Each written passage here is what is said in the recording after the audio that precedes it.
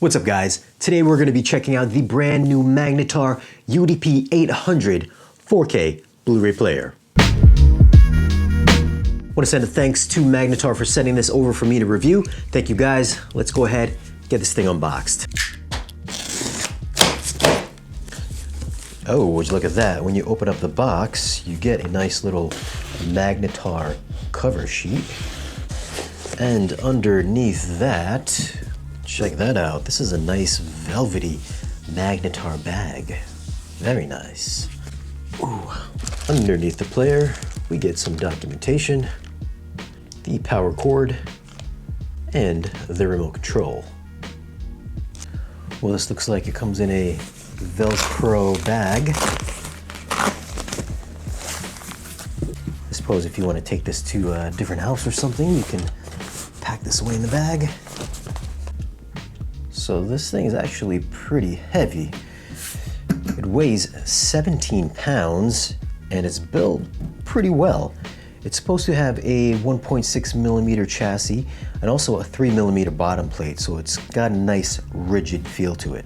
Size-wise, it is your standard 17 inches wide by 11 inches in depth, and it is about 3.5 inches in height.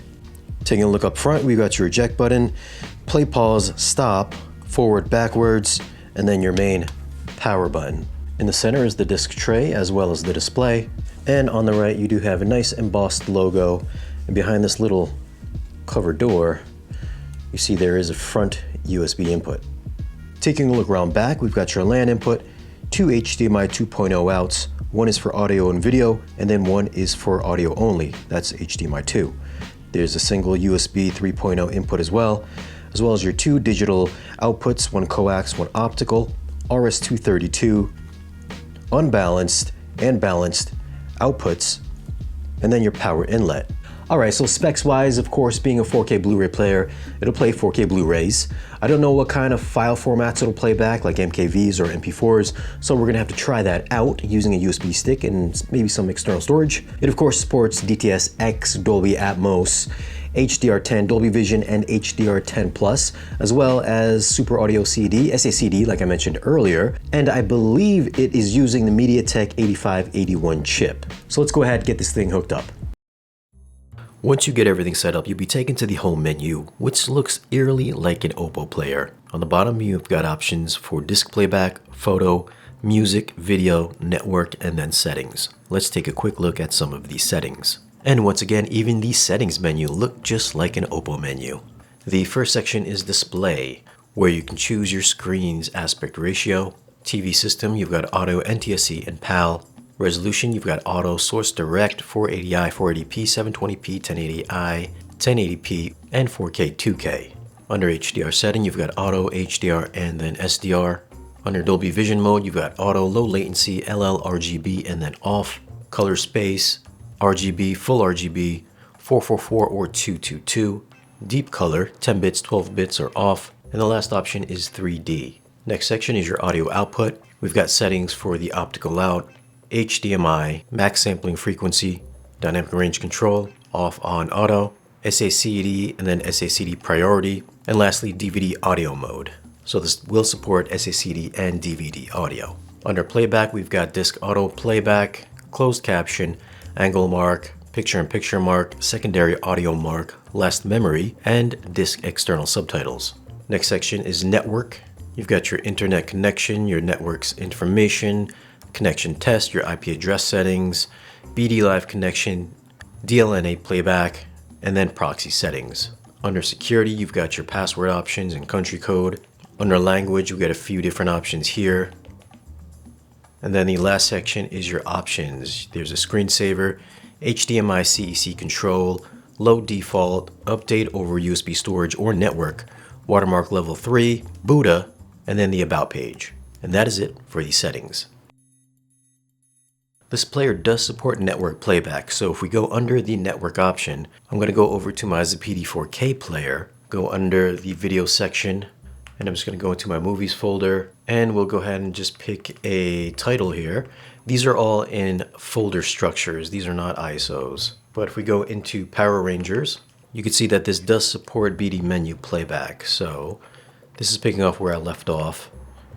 And this functions exactly the same as a physical media disc would function. It's quick, it's snappy, and I would say it's also more responsive than playing back on a Zidu or even a ZPD media player. With my time with it, I haven't noticed any kind of stutters or issues like that streaming from my network. And if we go into the display section, hold down the display button, this will give you your media info. It'll give you the resolution, frame rate. This will support Dolby Vision playback over your network. It supports Dolby Atmos over your network as well. And this is your HDMI output information. And if we jump back into the main menu of the disc, you can see right here that everything works exactly as it would play back on an actual physical media. Now, if you're playing HDR10 material, you can go down, hold down the display button. If you go over to the third page, this will give you your max luminance and your minimum luminance for your HDR10 material. As far as file playback, this is a 3D file of A Turtle's Tale, Sammy's Adventure in MKV. Unfortunately, this TV doesn't support 3D playback, so what you're seeing here is in the top and bottom format. And for ISO playback, this is also Ant-Man 3D ISO. And as you can see here, this does play back ISO files, no problems, and it's just as snappy as the regular Blu-ray folder structure. As far as the zooming feature, you can see if you press the zoom button on the remote control, you've got a 2x zoom, 3x zoom, 4x zoom, which you can also slide around and choose a different portion of the screen if you wanted to. There's also a half zoom, a third zoom, quarter zoom, and then back to normal. So the zoom function will work on media file playback, but it will not work with ISO playback or Blu-ray folder structure playback. So it will not work on Blu-ray folder structures or in ISOs.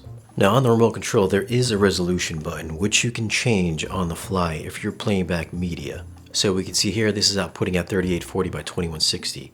If we tap on the resolution button, it'll change the HDMI output. Unfortunately, it doesn't tell you what the resolution is on screen as you're changing it or on the front displays panel. So you will have to back out of the information screen, go back into it, and now you can see that it's changed to 720 by 480. So if you want to go back to source direct output or an auto or with 4K resolution, you will have to go back and check this particular screen to see what it's outputting at, because it will not tell you on the fly what resolution or what setting you're changing using the resolution button. So maybe that can be addressed during a firmware update, but as of right now, changing the resolution does not give you immediate feedback. As far as disc playback, it starts off pretty quickly.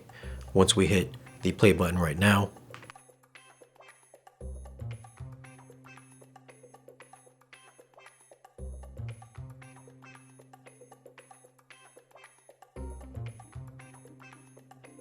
it only takes a couple seconds to get to the main menu. Next, if we go into the Spears and Munsell disc and choose Scaling HD, we can see in the lower right hand corner how it handles HD upscaling. It is imperfect and it does look a little jaggy, especially around the edges. But in comparison, if we throw the same test on the Revon player, you can see that the jaggies are a lot more prominent and the entire image is a lot noisier. Also, if you look in the upper left corner, you can see there's a bunch of orange pixels floating around the green circle. Whereas on the Magnetar player, it's very clean. If we throw the same test on a Panasonic player, the Panasonic is definitely cleaner than both of the Revon and Magnetar players. So as far as HD upscaling goes, I would say the Panasonic comes in first, Magnetar second, and then Revon would come in last. Although watching regular content, this doesn't seem to be that much of an issue. At the time of this video, the Magnetar UDP-800 is selling for $1599. I know a lot of folks are wondering how it compares to an Oppo. Well, the Oppo's been out of production for a few years now, so unless you want to pay a premium for a used one on eBay, the Oppo shouldn't be a consideration as it's not really a viable option.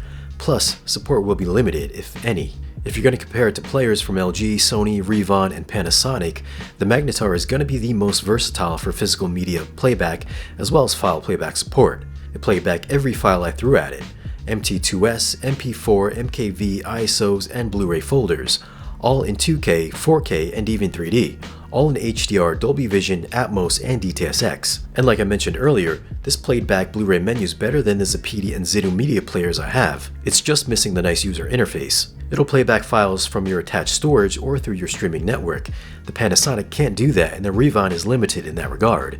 The LG and Sony isn't worth mentioning. Now, I don't have any DVD audio discs or SACDs, but this player will support those as well, and there's even XLR outputs if you want to use this for high quality audio playback in your 2-channel setup. The 4K playback looked just as good as my Panasonic player, although it doesn't have the streaming apps like the Panasonic does. But honestly, the apps are horrible to use, so I'd suggest you use something like an Apple TV if you need to stream. I know it does seem a bit pricey if you're looking for only Blu-ray playback, but of all the players I mentioned, this is the only one that is the most versatile when it comes to file support that's also really quiet. So if you're looking for a universal player, the Magnetar might just be the one you're looking for. Now if you do want to pick one of these up, I'll leave some links for them down below in this video's description. As always guys, thanks for watching. Be sure to like this video if you found it useful and subscribe if you haven't already. And I'll see you again in the next video.